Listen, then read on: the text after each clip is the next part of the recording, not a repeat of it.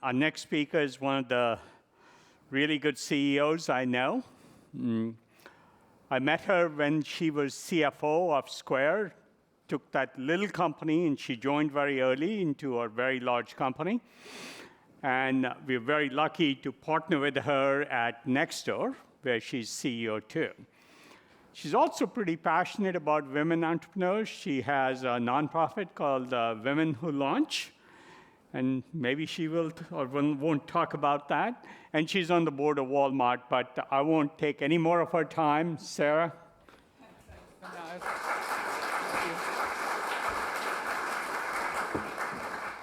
Hello, everyone. Thank you so much for having me today. It's such a pleasure. I'm going to spend a few minutes talking about leadership and community. So I'm going to start talking about community. You'll think I'm talking my own book, but I promise we're going to get to what matters to all of you as leaders and CEOs. Then I'm going to talk a little bit about the raising expectations for CEOs. I know we're all dealing with both now an economic, a little bit of chaos going on in the world, but on top of that, social issues. I'm going to talk about the foundations that I've used as a CEO, the rituals that I use, and end on mental health. I view this as a way to just give you a little bit of my playbook. It's not going to be right for you. I say that straight up. When I do a lot of coaching and mentoring of folks, I always say, this is how I do it. You're going to pull little pieces of it and ultimately create your own patchwork quilt of what works for you. And I always love to learn too. So please, hopefully we'll get to debate it after the fact. So communities are changing really quickly. I said it's going to sound like I'm talking about my own book, but I do think you live in a world where you have to think about what's going on for your customers, for your employees, for all your stakeholders. So Nextdoor was founded on this premise that 57% of people only knew a few of their neighbors, 28% knew none. If you know the kind of seminal text of Bowling Alone, Dr. Putnam's work, you'll know what this has done, kind of riven our communities apart. Loneliness is on the rise. It's reducing our lifespan. It's the equivalent of smoking 15 cigarettes a day. We do a lot of work with Julianne Holt-Lundstedt. And actually, the good news is we have found some things that actually help on the other side of this. And of course, the pandemic has made it worse. This is what your stakeholders are living through right now. You know, at the center of our loneliness is that innate desire to connect. We're simply better together. Some of the work we've done on the Nextdoor platform shows that in times of a crisis, if you take something like Hurricane Harvey, which was a really important moment for our platform, communities that were more on Nextdoor, were more vibrant on Nextdoor, actually recovered about 3 times faster. Fewer people died in those communities. So talk about providing an antidote to some of the terrible things out there in the world. And then this work with Julianne got to this point that knowing as few as 6 neighbors dramatically has a stat sig impact on feelings of social isolation and loneliness. So many of you, I'm sure, are very into your health. You eat well, you run, whatever it is you do, you meditate. But you might just think about your communities as a way to also keep yourself healthy. The reason I bring this up is, of course, I care a lot about the neighborhood. I live and die by the neighborhood. But look at that next one down. 25% of people make their friends through work. And this is the way you get to impact the world daily. These are your employees. These are the people you're bringing into your workforce. And this is where feelings of tighter connection and community are going to be built. And of course, what would be a good presentation right now without talking about the world of Web3? I actually just joined the board of Consensus.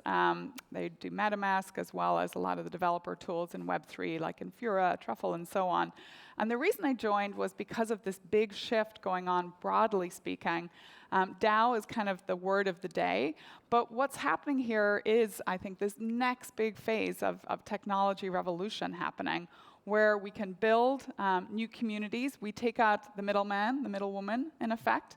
We're empowering individuals to not be as reliant on centralized intermediaries, folks like governments, folks like banks, and so on. Now we can help communities kind of really govern and self-rule themselves. We're seeing it already in places like video games and so on, but why not see it in places like our workforces or our communities?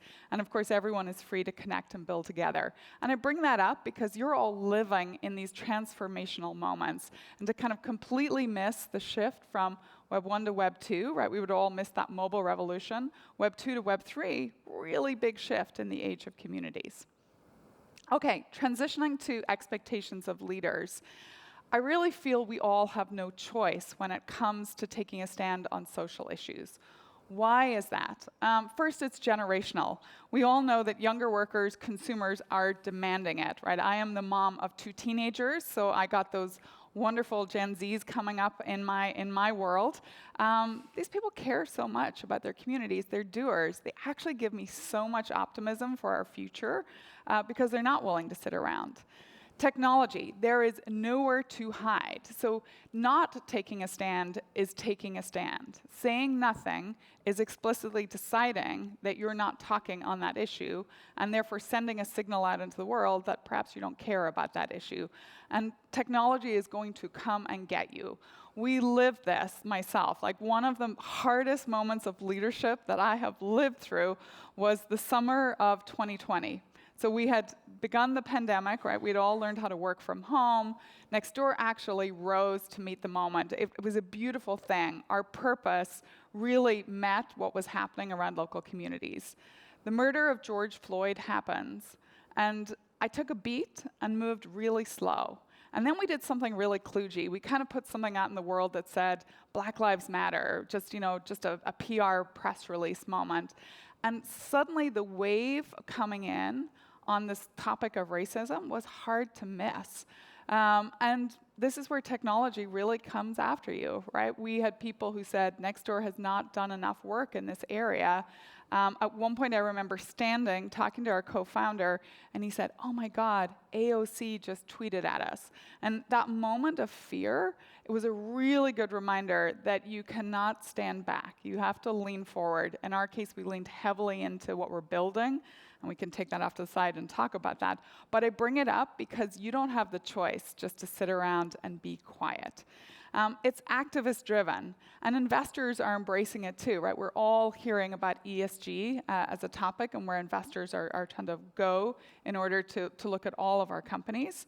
And it's an age of disruption. In the same way we see populism rising across countries, it's happening within our companies, it's happening to our customers. I look a lot at the Edelman Trust Index, comes out every single year. And what's interesting to see is how much you're seeing a decline in government and in the media. On the left, your right-hand side, what you see here is that in 2020, government was one of the most trusted organizations. People really gravitated there at the beginning of the pandemic. That has not been the case if you look through 2021. And in fact, business is still the only trusted institution. So that is all of you. You are the only place that trust is still residing, so do not mess it up. But those circles of trust are getting increasingly local. I think this is another huge topic to think about as a CEO, right? A lot less trust for outsiders, so people coming from other countries, but much closer bonds with both your neighbors and then back to your coworkers. This is a place where people are coming to find their community, to find their tribe, and these are the communities and tribes that you all are creating. You have to do something because your stakeholders are going to hold you accountable. 58% of people are saying they want to buy or advocate for brands based on their beliefs and their values. 60% of people choose a place to work based on beliefs and values. 64% are investing behind beliefs and values, and you can see 88% of institutional investors are pushing an ESG lens on top of anything that they're investing in. So again, it is not a choice anymore. You have to think about where you stand and what you're going to do. Okay, so let me transition into CEO foundations. So again, these are my foundations. They're not going to be perfect for everyone, but I'll tell you how I think about them. So 4 pillars under the foundational work as a CEO. When you walk into that company or you're building that company as an entrepreneur, the people, the platform you're building, the culture you want to create, and then the community. Whose army are you going out into the world with? On the people front, easy to say it. I want to make sure, in my case, I put it in square brackets because you're going to pop your company in there, is the best place to work. Literally the best work of your life can get done within our company. From a platform perspective, that we're prioritizing really strong customer-led innovation. You heard it a little in the last presentation. I use a framework called Jobs to be Done. I don't think there's magic in a framework. I think it's that you have a framework. I think the last presenter said it extremely well. Culture is important, but structure is really vital for success. Culture, how do you live your values? I'm going to go a little double click on that. And then on the community side, I love this phrase of you and whose army, because when we stride into the world as Nextdoor, we don't stride into the world with 650 employees. What we stride into the world with is 73 million neighbors on our platform. If I can activate that community to help my business grow, to help my business get more engaged, I'm going to have a great business model, but more importantly, I'm actually going to have that impact on the world that I'm looking for, which is how do we help cultivate a kinder world where everyone has a neighborhood to rely on. So I've got 73 million people I want to activate. How are you thinking about your community? Who is the army that you are going to work with every single day? Okay, so I'm going to take it from the top of how I think about building that out.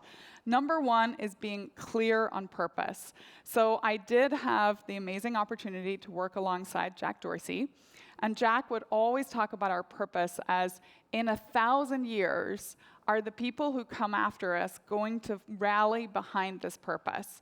It's a wonderful kind of mind, I don't want to call it a trick, mind bend, because when you pick a far enough out period of time, you get out of the, like if you say in 10 years or 20 years, you still imagine yourself as the protagonist in that movie or in that play, whatever you want to call it. When you go way out beyond where we can live, you start to say, okay, is this something that really will endure forever? And so for us, kindness, because we view it as a core human need, a human value that will never go away. But then there's your mission. So I'll talk about another great entrepreneur that I've gotten to spend a lot of my working life with, Mark Benioff. So Mark really believed, and I espouse it too, that missions can and should be accomplished. He uses a framework called the V2 Mom, if anyone's worked at Salesforce. Again, I don't think the framework is the magic. It's having one and making sure you actually use it. But when I think about Salesforce, when I joined, Salesforce had moved from being the mission of we're going to dominate, I can't remember the words used, but we're going to dominate the SFA, the Salesforce automation market. And then it broadened into the we want to be the CRM company of choice or whatever. When I got there, Salesforce's mission was to become the social enterprise. And it was actually a very early kind of look at what ultimately happened when they bought Slack. And I had the joy of working on the board of Slack. So seeing those two come together was a really exciting moment in my career as well. But back to the social enterprise, when I worked at Salesforce, we were talking about chatter. On and on, Mark has always been really good at finding a mission, more or less accomplishing it, and then broadening out the aperture. And I think that's an important way to think about the mission of your company. Core values. You can decide where to bring those in this trifecta, but they're all vital. And if you haven't sat down and done that hard work with your team early, you will miss it later. So for me, in the first couple of months of being at Nextdoor, we spent a fairly inordinate amount of time putting together our core values. And to me, core values sing when you see them being used in the very toughest of conversations. So again, I'll give you an example. Our number one core value is earn trust. Our second is invest in community. I can give you them all, but those are the top two. During COVID, my CFO came in and said, hey, there's this great thing called PPP. It's coming from the government. It's money. We fit the bill. Look, should we take it? And we had a conversation about it. I mean, these are scary times. We were relatively well capitalized, pre-going public, but we had enough money on our balance sheet. But it seemed like a great financial idea. And so I said, okay, let's take a look at it. And we have a decision-making framework, but let's look at it against our core values. And we looked at invest in community, and we looked at earn trust. And we felt that we, as a venture capital funded company that actually had a pretty big balance sheet, really had no business at all taking PPE. And in hindsight, it's kind of super obvious, but in the moment, it wasn't, right? We're in almost like a state of unknown, like that fear is high. And so, of course, it's easy to say now, but the core values really helped us make that decision. I look at other companies like a Shake Shack, and I know Randy incredibly well. He sat on the board of Square when I was there.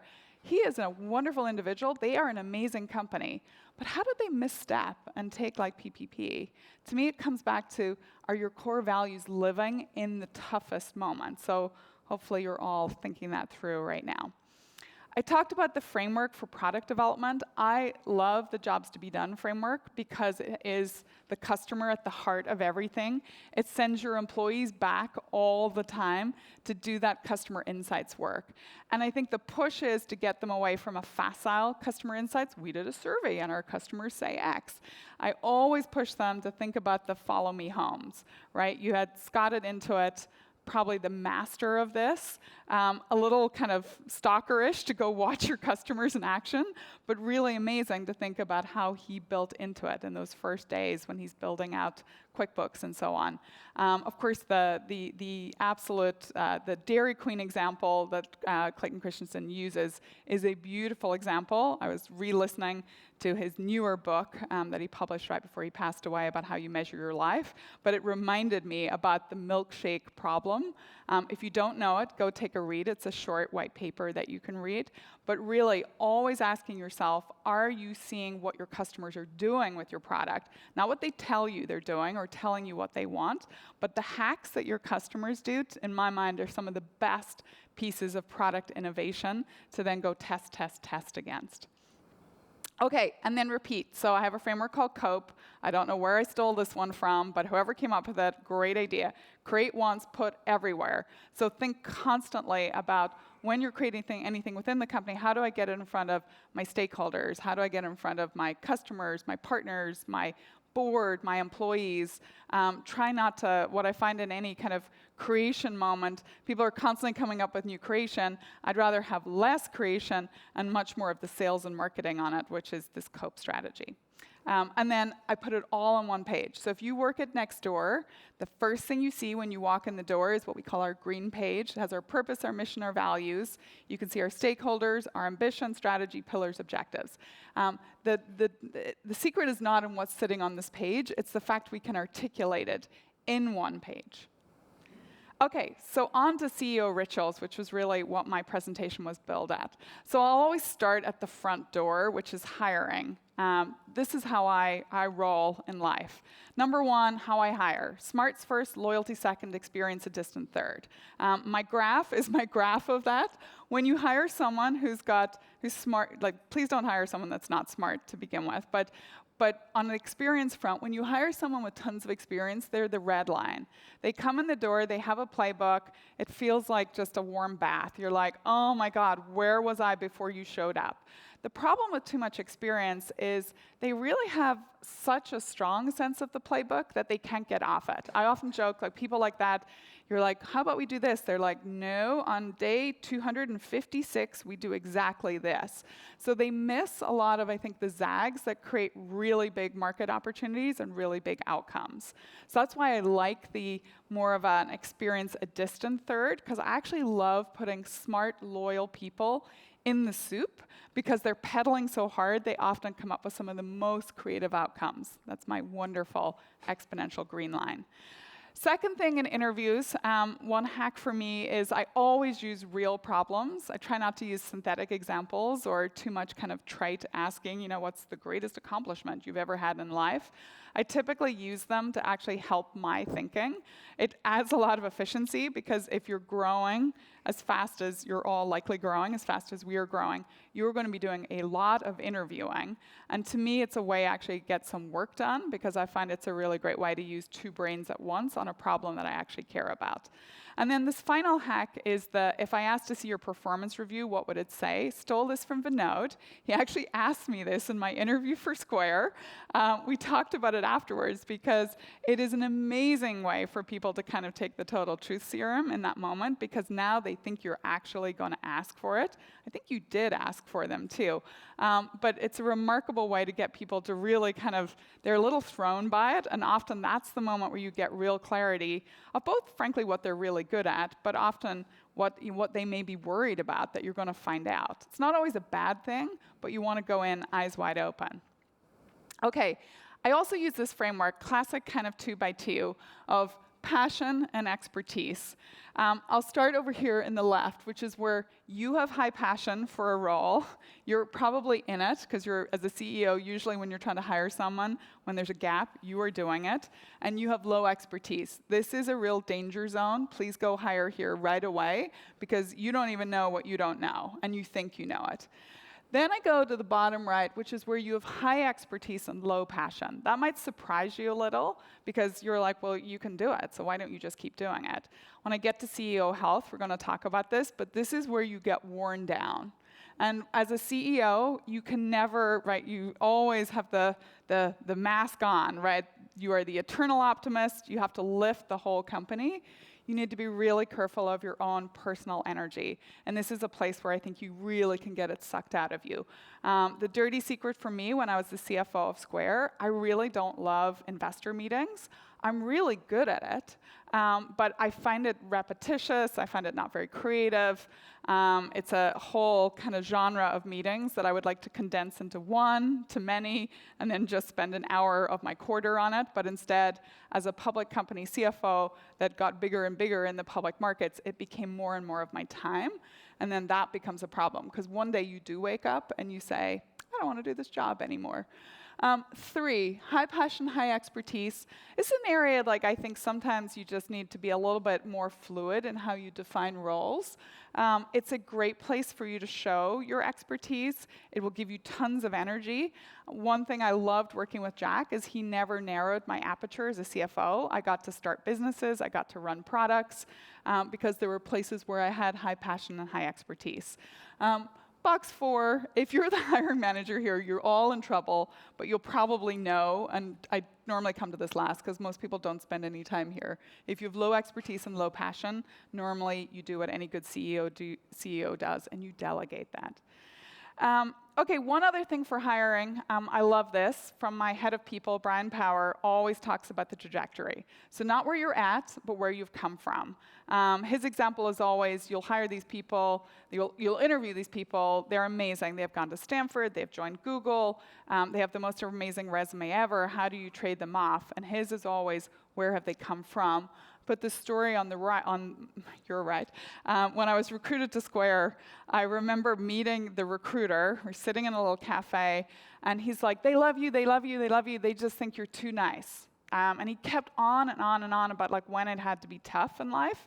And so eventually I was like, listen, Paul, like I grew up in a farming community in Northern Ireland during the Troubles. Like the really tough things I had to do, I had to get out. Like I sheared sheep. I cannot believe I said this in an interview. I actually did. It is the truth. It's not something I normally pitch in my interviews. But it did make me very memorable. And back to the trajectory, Paul now has this amazing trajectory in his head of Sarah, because he always sees me as this young kid who's helping all my family do sheep shearing. Okay, feedback. Incredibly important from a cultural perspective. We use the phrase kind and candid at Nextdoor. We have espoused something that came from Netflix, this idea of feedback circles. I'm gifted to have Leslie Kilgore, former CMO of Netflix, on my board. She brings with her some amazing kind of ideas, very innovative ideas about how to manage people. I have killed the performance review cycle. There is no writing at Nextdoor on performance reviews. That might scare the bejesus out of anyone that's a GC in the audience, but I think we write performance reviews purely for kind of CYA moments. I don't think they're really good at actually giving people real feedback. What we do instead with feedback circles is we bring people together that work together. For example, if I take my leads team, there are 8 of us or 9 of us. So we do a one-on-one and one person sits out. It's 5 minutes. You have 2.5-ish minutes each to give each other, 5 minutes each, sorry, 5 minutes each to give each other feedback. Cannot be a feedback sandwich, so it's not like positive, negative, positive, because then a lot of people don't hear the middle. They only hear the sandwich. And we do it very fast-paced. You move around the room. Every single person gets that 5 minutes from the other side. Then we take a break where you go away and you synthesize what you heard, and then you report it out to the group. And that gives a moment for the group to hear that you got given the feedback. Because often I hear from people, like, why does that person keep showing up doing the same thing? Aren't they getting the feedback? So one of 2 things is happening. They're either not getting the feedback, so you need to fix that, or they're not hearing the feedback, you need to fix that, or they just can't act on the feedback, in which case probably it's a performance management moment. It's been a game changer, and it's been a really great way to be quite fluid in the organization too, because you can actually get a lot of cross-functional teams together. And so you'll hear me ask all the time at Nextdoor, when did you last do a feedback circle as a team? Okay, retention. I do a lot of skip one-on-ones. Something to think about as a CEO, if you have the time to commit to it. I think it's a really important ritual. It kills hierarchy. I always know, often when I've just hired someone in from a bigger company, and they'll say something to me like, oh, you met with Matt last week? He was really nervous that the CEO was asking him questions. I'm like, no, I think you were really nervous. Matt was just fine, and he had some great answers, and we're going to talk about it again in a few weeks. So you kills out all the hierarchy. Super efficient, because you're not using your most senior person all the time to get to the root of a question or an issue that you're trying to problem solve on. It's also a great way to morale pulse. Like, the number one problem, I think, for most leaders is the kind of the hard shell that forms where they don't actually hear the real feedback that's coming up through their organization. Okay, communication. As you can tell, I'm a big communicator. So number one, I have a weekly email to all. This started when I used to be a research analyst, and I used to send out a weekly snapshot to investors called the frequent Friar. Yes, I was that funny. I do it because of times like now. Because if you start trying to communicate when times are tougher, then people are really nervous. My example is always when you're on a plane, you get on it, the pilot's like, going to take off, it's beautiful out of San Francisco. When we get to the middle of the country, it's going to be really bumpy. But don't worry, by the time we get to New York, it'll be great. When you get to the middle of the country and it's really bumpy, you're like, well, she told me it's going to be really bumpy, I'm feeling fine. If she only starts communicating when it gets really bumpy, you're like, God damn it, I think the wing fell off or something. So do not wait to communicate. We use this construct of pillars. Again, they start from the customer. So we don't have an organization that's based on the engineering team, the design team. Instead, we have neighbor value. We do a stand-up on a Monday morning around everything going on around neighbor value. Super cross-functional way to meet. It's the way we build our OKRs. It's how we manage. We have business value, neighbor vitality. There's 5 in total. We take 4 bullets from each of those pillars every single week. We put it into a single document. We actually use it for about a half-hour discussion with my leads team in the afternoons on Mondays, but then we send that email out to the company. So again, if you want people to be amazing problem solvers, they have to have kind of a full view of information. If you've read the book Range, you'll know kind of where I'm coming from. So I want to make sure that the people who are thinking about neighbor value also know what's important right now for businesses and communities, or are thinking about what's going on from a neighbor vitality perspective. And then finally, I have a pretty intense board pre-read that I send out, and I send it to the company first, with the view that one of our core values is act like an owner. Everyone is an owner at Nextdoor, so you get the pre-read ahead of the board. On that, for board management, some tips. There is that detailed pre-read. It's prose. I really don't like slides. Slides allow for a lot of hand-waving, which I'm doing right now. I could put really cool pictures in. When you're forced to write something down, it's amazing how much you take out the ambiguity, but you also you can really see where the gaps actually reside. I do a board pulse. So when I send that pre-read, we typically try to send it on a Friday. We normally have a board meeting on maybe a Tuesday or Wednesday or a Thursday. So they get a full weekend. It's a Google Doc, so they can actually put comments in the margin.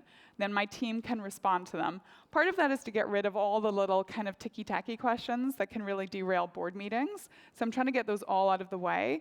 I'm also looking for the themes that are emerging. And then I do a board pulse. I literally send around a question to all my board members that says, how is Nextdoor on track on a scale of 1 to 10? They give me a score, and they give me a few quick comments. I round that all up and send it back out to all of them. And then we do a dinner the night before our board meeting, and we use the board pulse as a way to kind of help our conversation. What's really more interesting is the second derivative, which is how the score is changing. So now I've got a bit more of a longitudinal view. And then, of course, good board management is really the board meeting itself is a little bit, I think, less useful than all the check-ins that you do in between, so do not shortchange yourself on that. Finally, managing one-on-ones. use 3 topics: performance, people, and product. Performance is, what is this person seeing across the whole company? It's my test for, do they have that kind of leadership in them to not just have blinkers on, but are they actually spotting things across the whole company? When you're doing your one-on-ones, it creates for you an amazing mosaic of the company. People, because I don't get to often maybe go down a level or 2, the product should all be happening in the pillars. So frankly, I'm happy if I don't get to the product side of their one-on-one. We share a doc ahead of time so we can do async updates, and I keep it super flexible based on personalities. Like, this is a place where I don't think you need to be rigid. Okay, few final things, because I know I'm going to run out of time. Thanks to Adam Grant, I love these points about managing in a crisis. So first of all, defining your identity in terms of your values, not opinions, right? You're hearing that hopefully coming across loud and strong from me. And I really value curiosity. Second, think like a scientist. So this is where data, experimentation, all the things the last presenter talked about. Seek truth seekers. Look for people who will disagree with you and reward them when they disagree with you. Bring it up in public that there was disagreement, and this is, you changed your mind potentially. And embrace the joy of being wrong. When I left Square, Jack wrote me a long tweet. It's still findable. The #1 piece of advice he had for me was to be comfortable being wrong in public. I would say, people always say, what's that thing you would tell your 16-year-old self? For me, it's perfectionism. I think a lot of women carry this with us. We want to be perfect. We've had to be really fucking good, frankly, to get to where we're at. But that need to be perfect is a huge limiter. And so embrace the joy of being wrong. Don't dig people in. Like, it can often, as a CEO, you're really pressing on someone, like, why? Why is that the right thing to do? The reality is you actually don't want them to get so dug in that they can't change their mind. So instead, try asking a question more like, what evidence would have you change your mind? Because that allows them to kind of tell you why they think they're right, but also to help you understand, what are the factors that might change their opinion. Remembering that less is often more, which I probably should have thought about with all my slides. Complexify contentious topics, right? This to me is very generational. The whole, if you're not with me, you must be against me. It's really good to try to inject some ways to complexify those discussions. It goes back to that whole subject of social issues.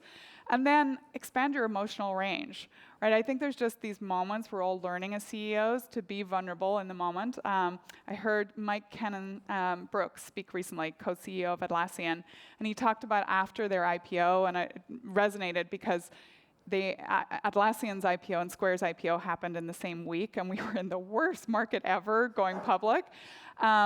I was exhausted, and I just kept going and going and going to the finish line. Mike talked about how he, at that moment where he knew he had to get in a plane, go back to Australia, and really get out and celebrate with employees and lift people, he sent a note that said, I just can't do it. I'm exhausted. I'm going to take some time with my family. I need to get away. That, to me, at the time, I would have been horrified. When I heard him tell the story, I realized how much more I needed to be vulnerable. And so think about this, just given where we're at in the environment. And then the broccoli test. So this is, I always say with my kids, like I would teach them, I would say, broccoli's so yummy. And the answer is no, broccoli is not yummy. Chocolate chip pancakes are yummy. Broccoli is an essential to your health. And so kids, and I think your employees, your stakeholders, can see a lack of congruence in a flash. So be really careful when you're saying something that you actually don't fundamentally believe. I think it's better to explain why it's important, even if it's not necessarily the yummy broccoli that they're going to have to eat. Finally, CEO health. I want to have a couple of quick slides. Ikigai, a framework I found that really speaks to me. There's probably one that will speak to all of you. But it's this idea, if you can find yourself in the middle of these 4 circles, the ultimate Venn diagram, what you're good at, what you love, what the world needs, and what you can get paid for. Without the latter, it's just a hobby. That is when you're in flow. This framework was really founded in Japan, in the blue zones, where people live longer. I've thought about it a lot in my career. It took me a while to get here. When I spent time at Goldman, I was really good at what I did. I didn't really love it. I did not think it was what the world needed. I could get really well paid for it. And I sat in that kind of profession for a long time, longer than I should have. When I got to Square, I started to really understand how these circles could form. Nextdoor is right in my flow. Now, the danger is when you're in that middle, it can also, I think, lead to being a workaholic, because work doesn't feel like work. It becomes who you are. So it has good, and then there's that tip side. So I have to be very careful of it from my family. Mentorship, incredibly important as a CEO. Another 4x4 that I use, someone you work with, someone that you worked with. These people have taken the truth serum because they tell you things that you wish they had told you when you worked with them. Someone who you have off the charts trust with. I put my husband in that category. He is the best at kind of sometimes shining the mirror up to me. I don't love it when he says it. Sometimes I have to go away and take some deep breaths and go for long hikes and walks. But it is really good to have someone that you know in the end cares so deeply about you that they can give you the toughest feedback. And then someone aspirational. The reason I ended up working with Mark over at Salesforce is he was my aspirational mentor. I never thought he would pick up the phone to mentor me. He did, and it ultimately changed the course of my career. And then finally, mental health. Do not underestimate the power of this. You're all corporate athletes. I love to climb. I've climbed some pretty big mountains in my life. When I'm getting ready to do a climb, right, you're getting your physical health right, you're getting your mental health right, you're getting your eating patterns right. I think being a CEO is no different. You're kind of climbing a mountain every single day. So be really thoughtful about what your rituals are. I'm a super early morning riser. I get up at 5 every day. I work out for a good hour plus in the morning. I might take a moment to meditate, a learning I got from Jack Dorsey. I still struggle a little with that, but I always think about Jack and his push of like, have you meditated? And then I dive into work. End of the day, I really try to wind down without things like TV. I'm a consummate reader. If you know me, I love books. It's my way of kind of creating a little space at the end of the day. These are what fit me. You all are going to have what fit you, but I think it's incredibly important that you're making time and space for it. So with that, thank you so much for listening. Thank you, some of those of you that were taking some notes, too. I appreciate it. I'm always available if people have questions. I love coaching and mentoring others, and I love learning from folks just like you. So thank you. Thank you, Kozla. Thank you, Sarah.